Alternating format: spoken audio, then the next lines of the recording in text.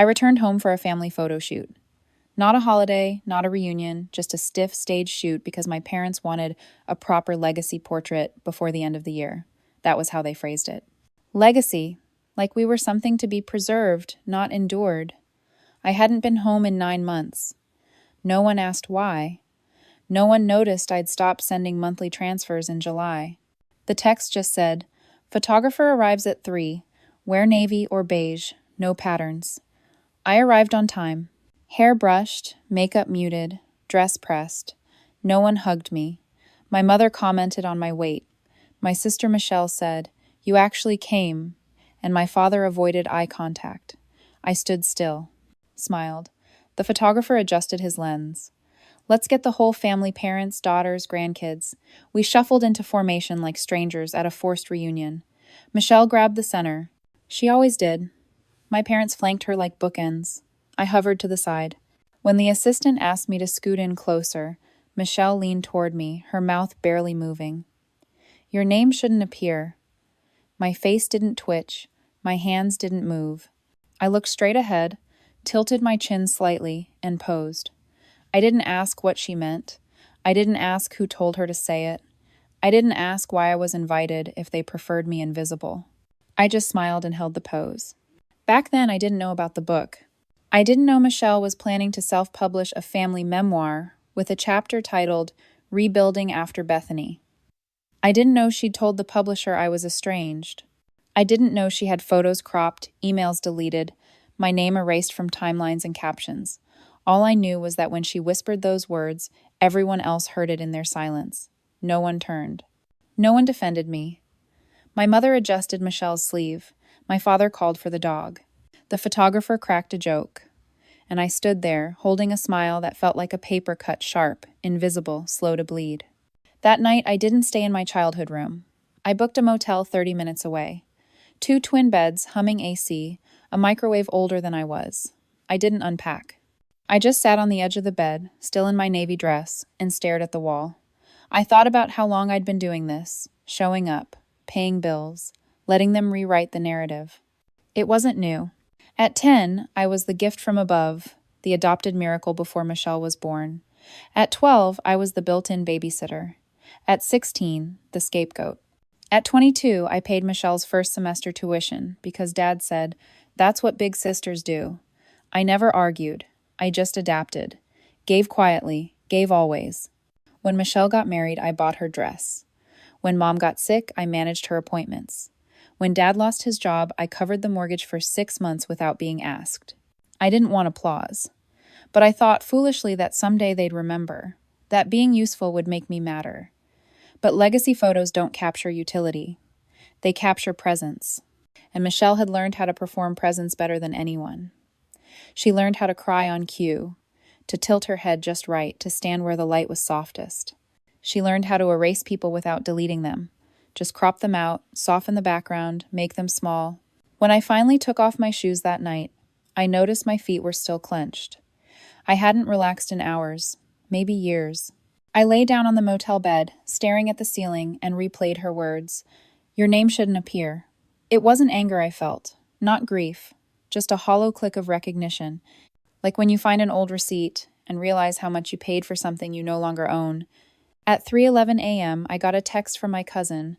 "Saw the pics. You look beautiful. Glad you're back." I stared at it. Back where?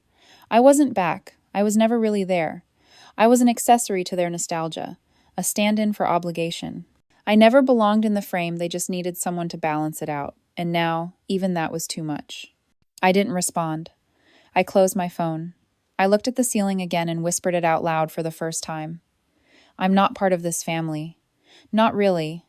Not in the book. Not in the photos. Not in their plans." But I posed anyway. Because part of me wanted proof.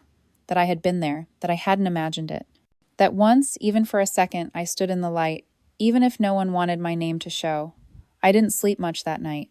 The motel room was too quiet in the wrong ways, silence that hummed like something unfinished. Around 5 a.m., I gave up trying.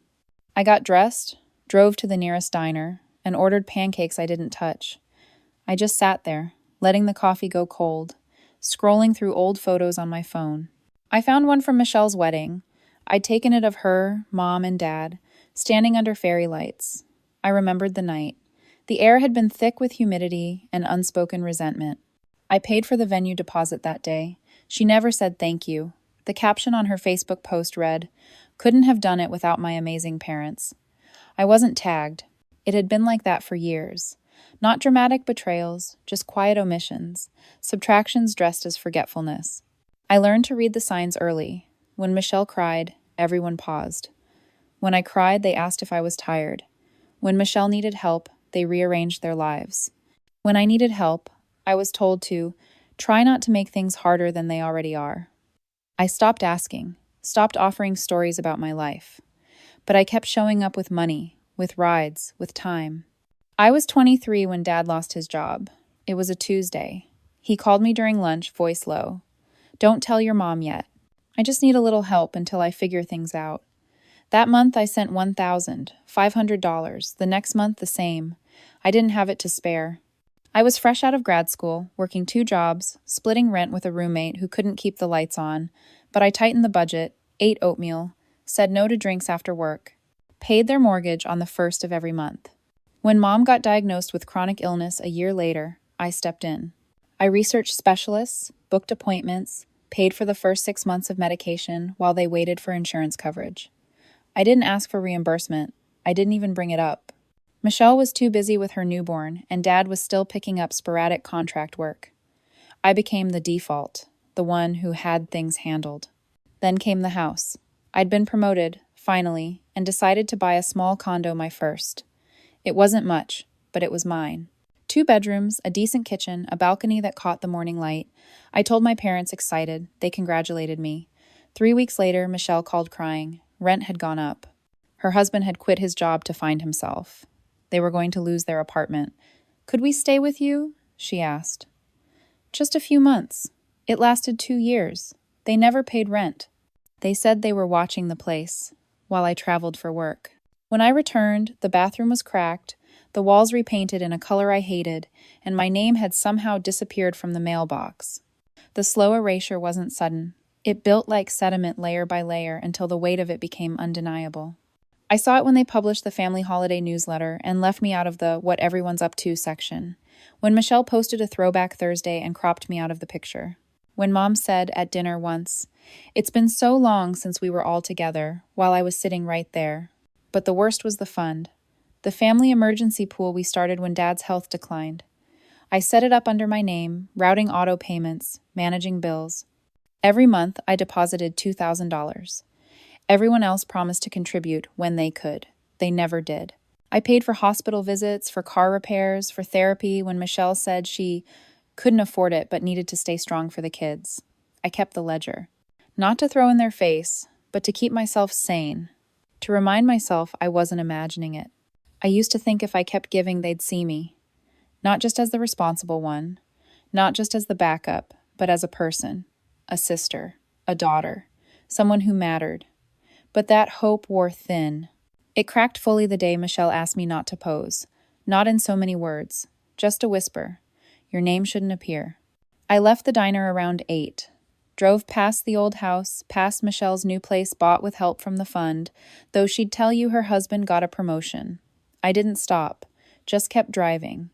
The roads were familiar, but I felt like a visitor, like I'd been orbiting this family for years, never landing, never allowed in. I remembered one winter night during high school. Michelle had pneumonia. I stayed up with her while Mom slept, made her tea, sat her day by her bed, held her hand through the coughing. In the morning, Mom told me I was being dramatic for missing school.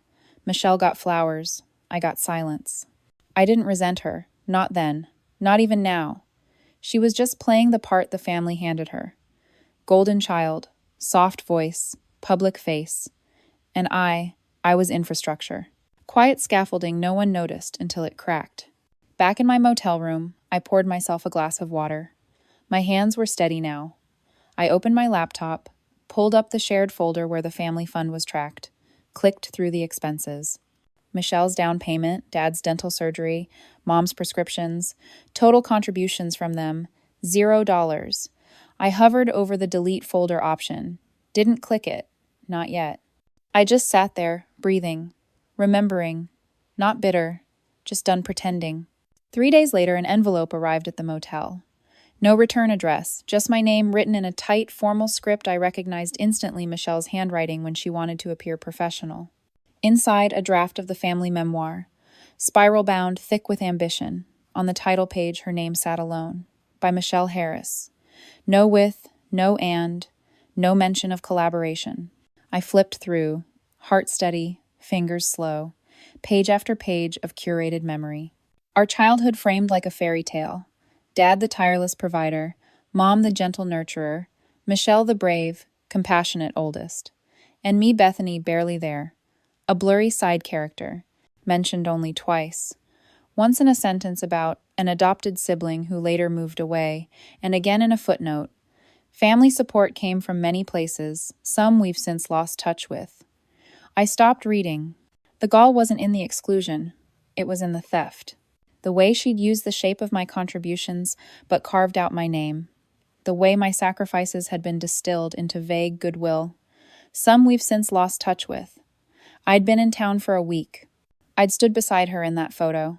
I'd paid the deposit for the first draft of this book. But to the reader, I was already gone. Erased gently, like I'd never really belonged. I called the publisher.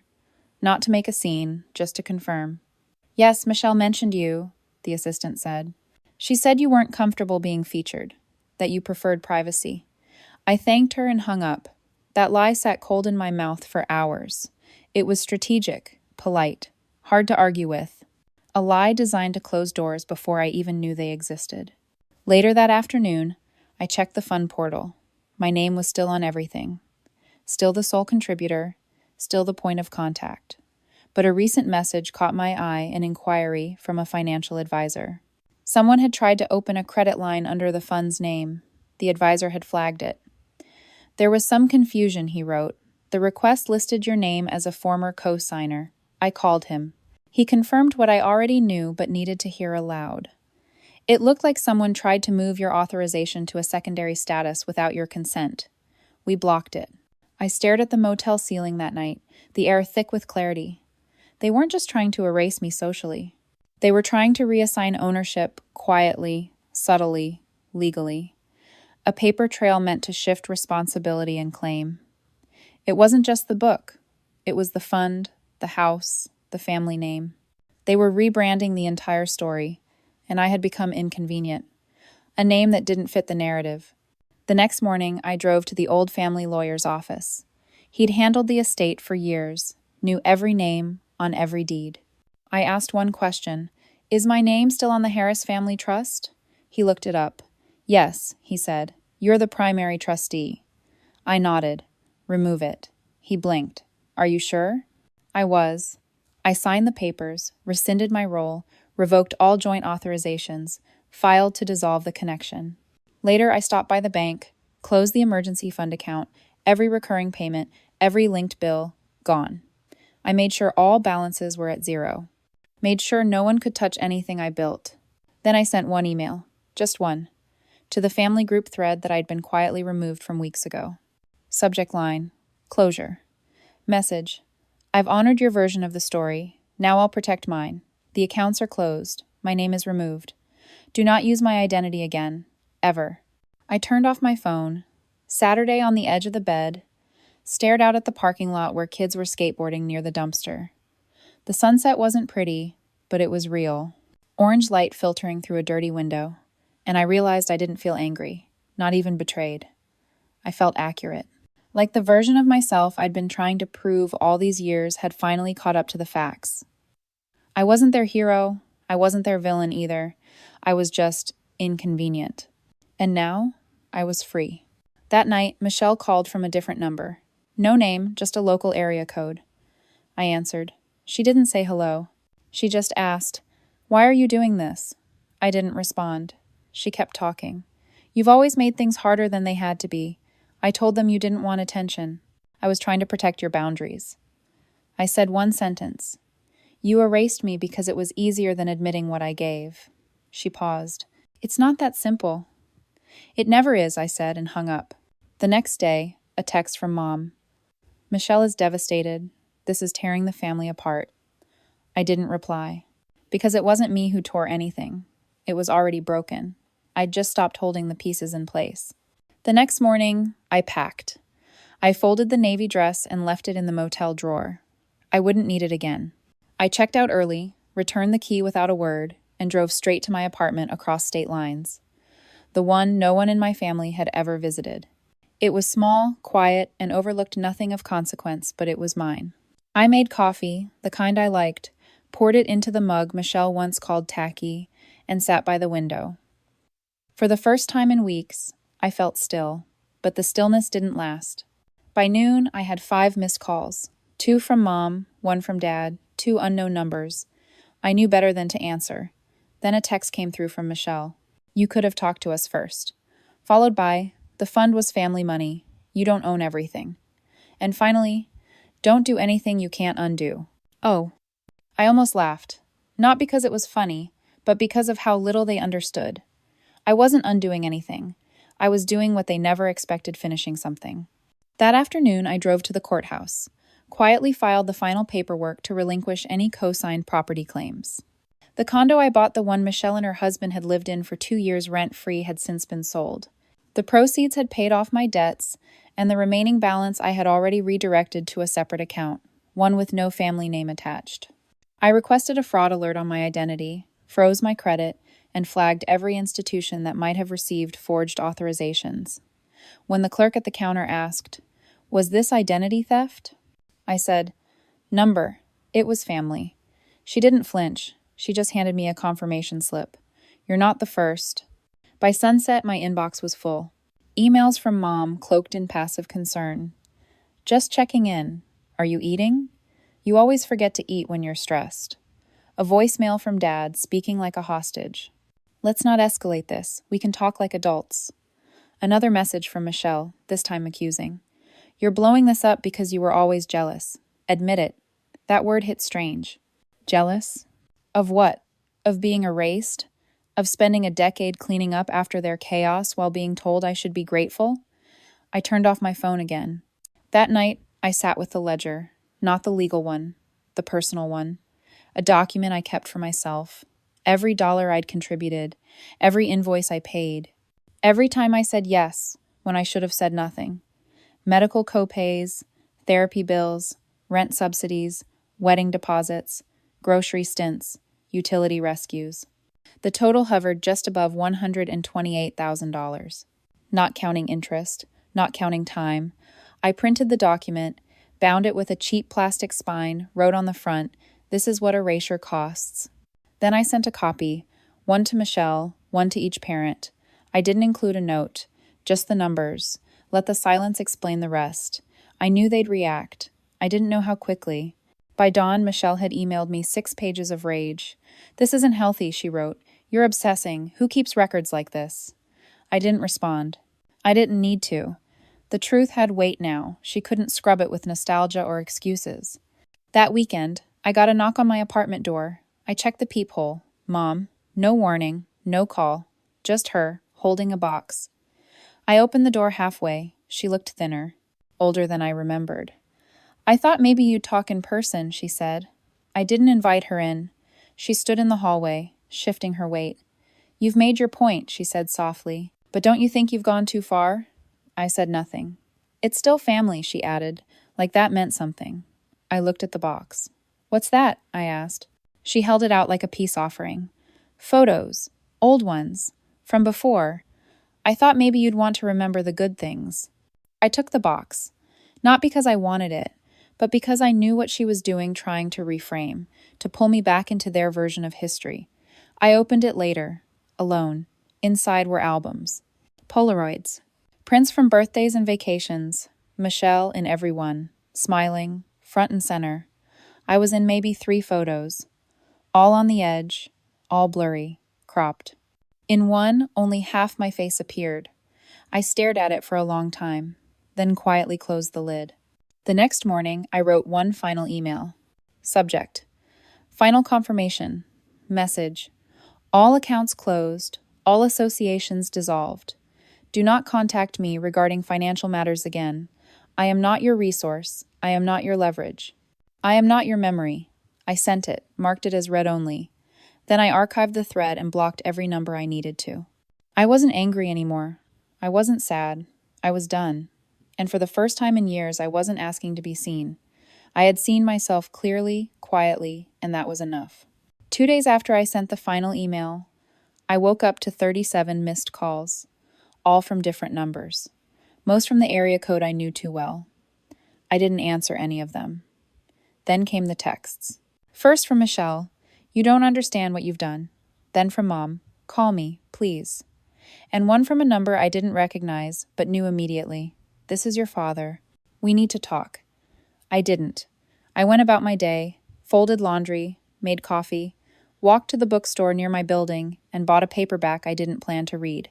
But the messages didn't stop. By the time I returned, there were 2 new voicemails, one from the pharmacy that used to auto-bill through the fund, and one from the utility company flagged as urgent. I sat down at the kitchen table, letting the quiet settle over me. Then I played the voicemails. The pharmacy one was short. "We've been unable to process Mrs. Harris's insulin refill. Please confirm the new payment method." The second was longer, panicked. "This is a final notice. The electric account listed under Michelle Harris will be suspended due to non-payment. Balance due, $417.36. I listened twice. Not out of shock, but out of disbelief at how fast it all crumbled. I wasn't trying to cause this. But it didn't surprise me. I had been holding up their entire infrastructure for years. The moment I stepped back, everything sagged. By that evening, my email inbox was a storm. Subject lines all variations of "please, urgent, call me now." Then a new one from Michelle. "Are you proud of this?" She'd attached a screenshot, a pink notice from the bank, saying her credit card had been frozen due to suspicious activity. "They're saying the account was under your name. Why would you cancel it without warning? You know I have kids." No apology, no acknowledgement, just blame. Just the panic of someone watching the lifeline vanish and not knowing how to breathe without it. The next morning, I got a knock at my office. I wasn't even surprised. My assistant poked her head into the meeting room, eyes wide. "There's a woman here, says she's your mother." I stepped into the lobby. She was standing there, clutching a file folder, face pale and drawn. "I didn't know where else to go," she said. Her voice brittle, like something on the verge of collapse. "Your father's sleeping on the couch. Michelle hasn't left her room in 3 days. The landlord says he's changing the locks next week." I didn't say anything. I didn't move, so she did what she always did. Played the last card. "I raised you," she said suddenly, voice sharp. "I gave you life. And this is how you repay us?" That was when something broke. Not in me, but around me. Like the soundproof glass I'd lived behind finally cracked, and I could hear clearly for the first time. I looked at her and said calmly, "You gave me life, and then you spent 30 years reminding me I owed you for it." She flinched. "I didn't come to you at 22 and ask to carry your debts. I didn't ask to save Michelle every time she fell apart while you applauded her for trying. I didn't volunteer to sacrifice my peace, my income, my home, just to keep your family functioning. You asked for help, and I gave it. Repeatedly, quietly. But you mistook my silence for consent." Her hands were shaking. "You could have talked to us. You could have warned us." "You warned me first," I said. "At the photo shoot, when Michelle whispered I shouldn't be seen. That was the beginning of your version of the story. This is mine." I walked back into my office. I didn't check if she followed. I didn't hear her leave. That night, I sat at my desk and reviewed one more document I hadn't opened yet. A flagged investigation notice from the bank. Someone had tried to open a small business loan using my name, my social security number, and the tax ID connected to the family fund. The only reason it didn't go through was because I had already shut it all down. The name of the business? Grace Wellness and Recovery. No real LLC, no tax records, no license. But the application was complete, signed, submitted, with a forged signature that matched mine. I froze. I read the co-signers. Michelle and my mother. They hadn't just erased me. They tried to quietly keep me responsible. They wanted the access without the connection. The support without the name. The benefit without the body. I submitted the paperwork for fraud, filed a police report, sent a certified letter to the bank, and flagged my credit for abuse.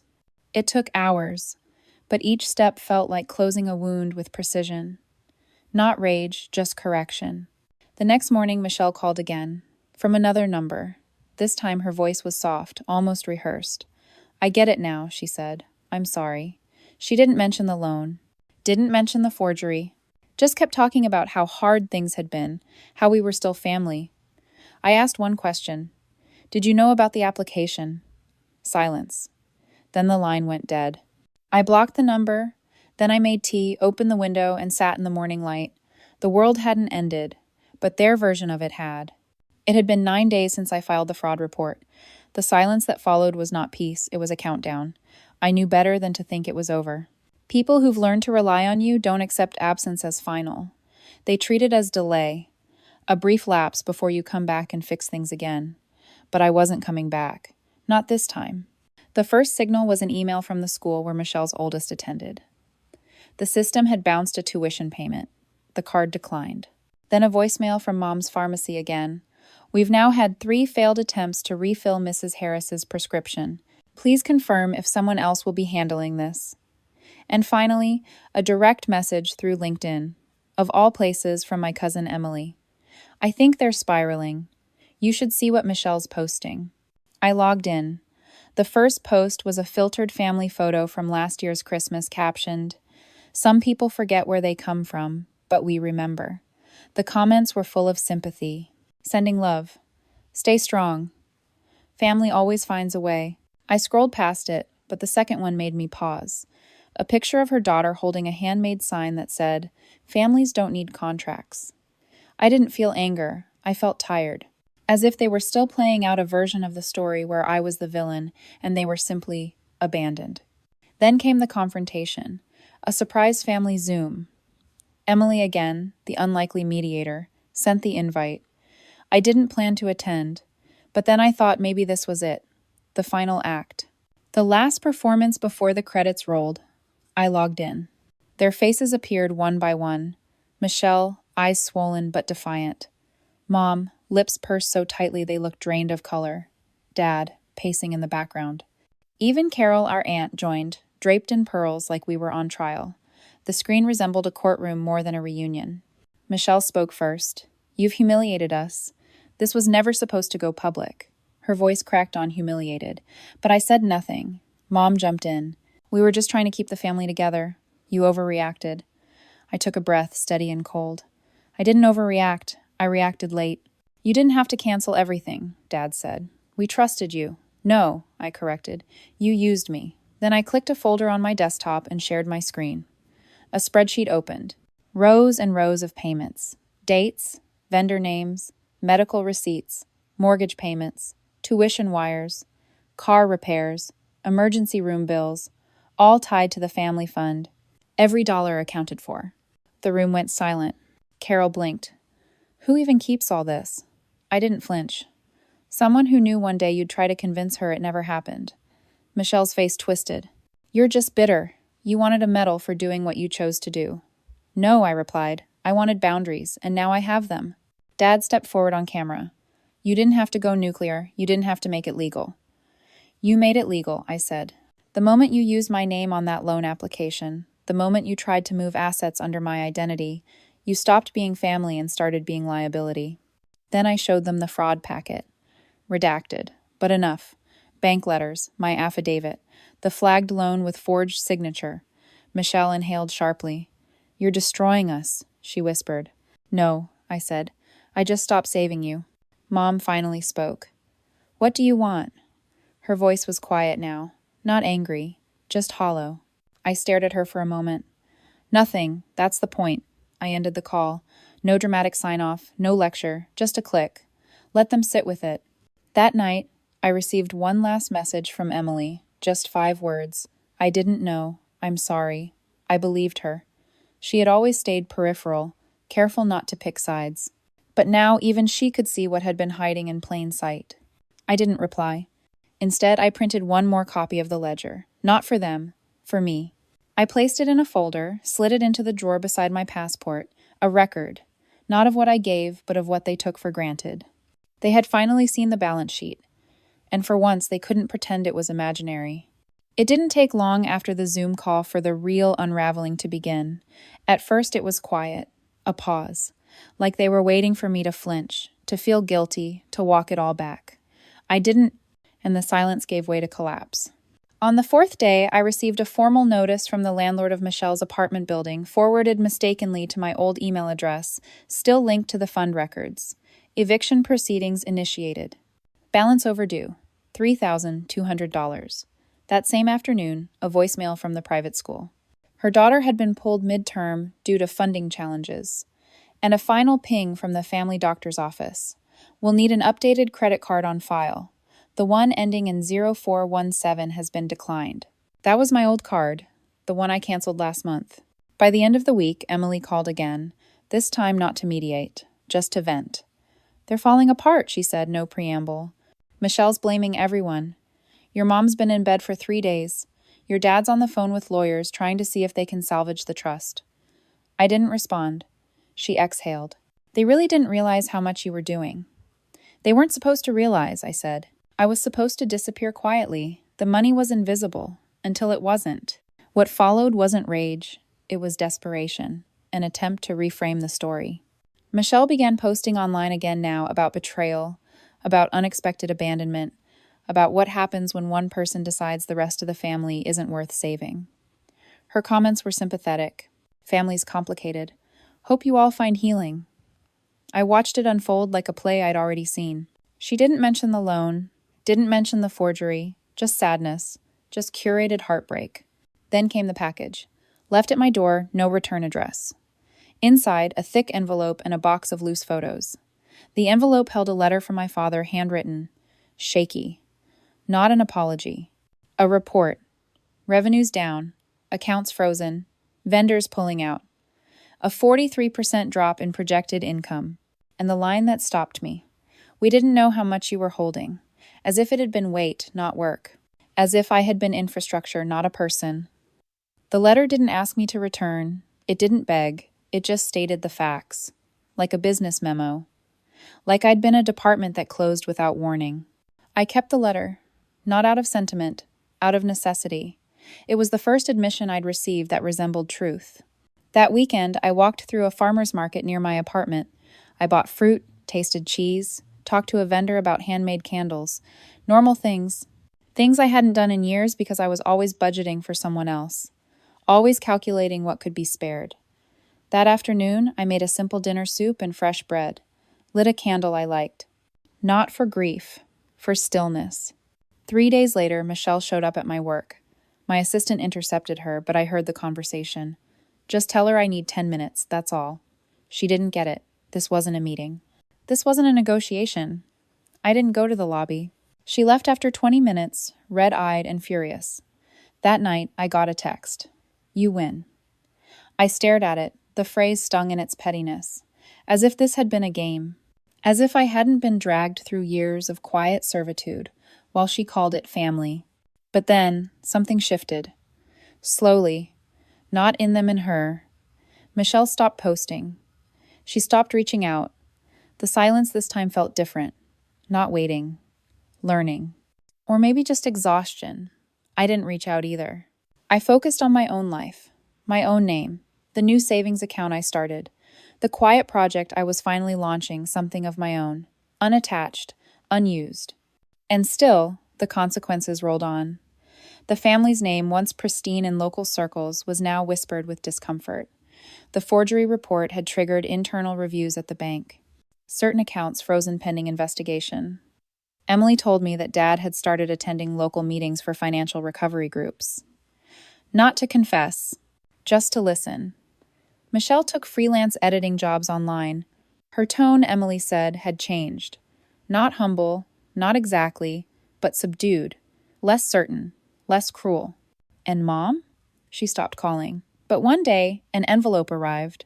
A single photo. Me and Michelle, maybe 5 or 6 years old, sitting on a couch, each holding one side of a puzzle box. I don't remember the moment, but we looked happy, real happy. There was no note, just the photo. I didn't cry. I didn't frame it. I just placed it in a drawer.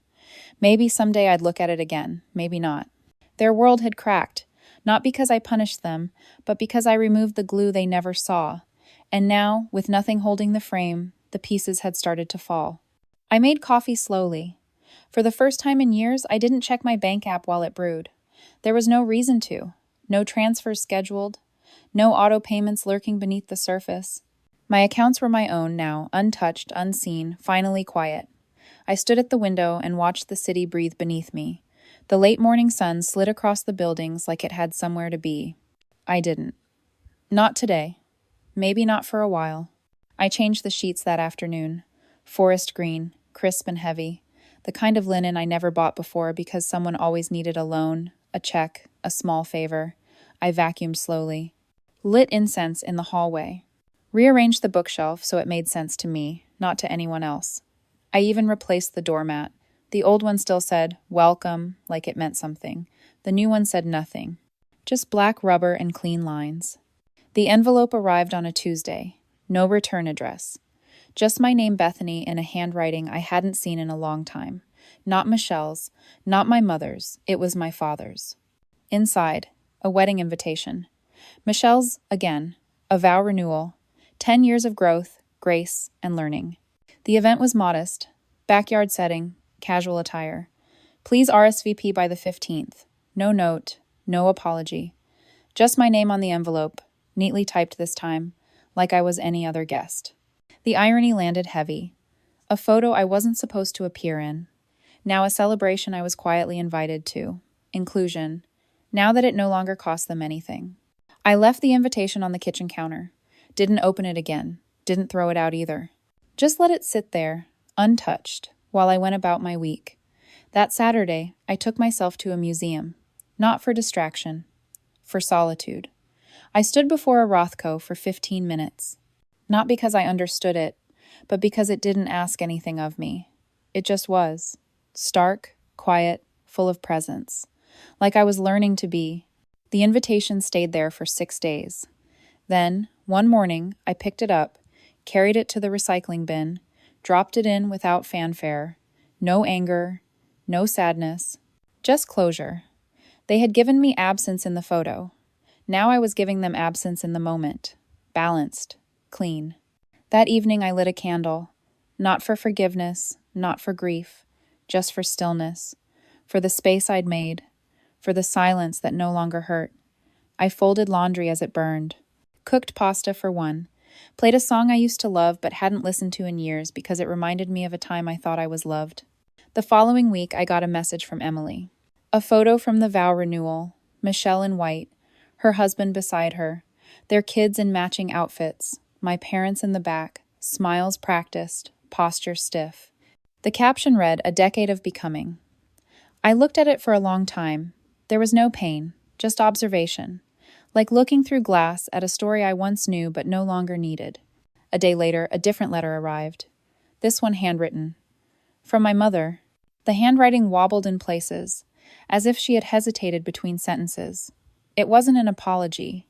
Not directly. Just a string of observations. Your father has been quiet. Michelle says the kids miss you. I walked past your room last week, and it still smells like the lavender you used to pack in your drawers. Then the sentence that stayed with me. You were always so still. I think we mistook it for strength. I folded the letter, placed it inside the same drawer where I kept the photo of me and Michelle as children. I didn't reply. The days stretched quieter after that. I started writing again. Nothing dramatic. Notes, paragraphs, half scenes. Not about them, not about me, just moments. A girl on a train with no bags. A man lighting a cigarette in the rain but never smoking it. A woman deleting the last voicemail she ever received. Stories without obligation. Narratives that ended where I chose. Sometimes I'd see things that reminded me of them. A photo frame in a thrift store. A wedding dress in a dry cleaner's window. A child whining in a grocery line while their sibling stood silent, patient, holding the bag. These moments didn't wound. They didn't sting. They just passed, like wind through a screen felt, then gone. Eventually the holidays came. I didn't get a card. I didn't expect one. I didn't send any either. Emily wrote once. They talk about you now, you know, differently. I think they're learning. I smiled when I read that. Not because I believed it, but because it no longer mattered whether they did. One night in early spring, I stood at my balcony with a glass of wine, watching the city lights flicker without rhythm, and I realized I no longer needed a witness to validate what I carried. I had borne it. I had released it. And now I was somewhere new. A version of myself I had built, brick by careful brick, from the silence they left behind. They thought I was lost, but I was never theirs to lose.